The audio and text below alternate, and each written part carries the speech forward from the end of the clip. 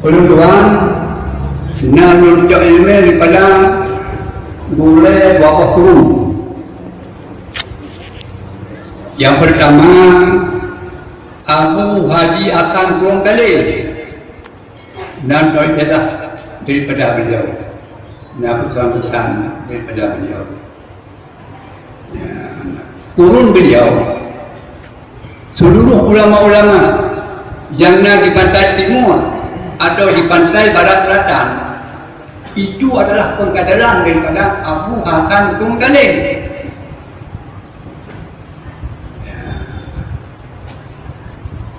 Dalam kurikulum pelajaran syariat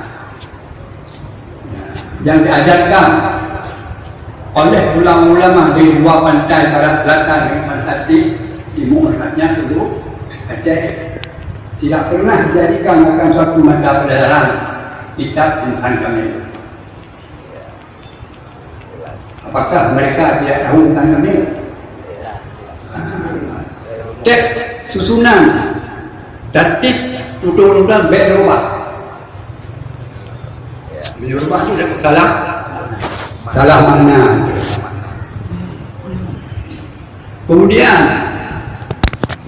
Kurun Syekh Haji Mudawali 6 cocok ibadah, 6 cocok ilmu pada beliau. Seluruh ulama yang dikaderkan oleh beliau menjadi ulama di pada pantai barat selatan dan pantai timur.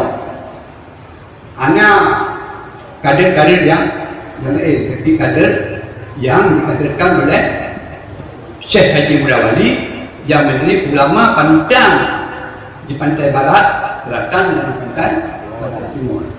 Tidak pernah juga dijadikan satu buku yang dijulukan dengan insan kamil. Anak pernah berpegang ke yang kurikulum pelajaran daftar perjalanan. Penentuan adalah sebagai generasi diuk boleh kita yang terhormat almarhum Tunku Abdul Aziz.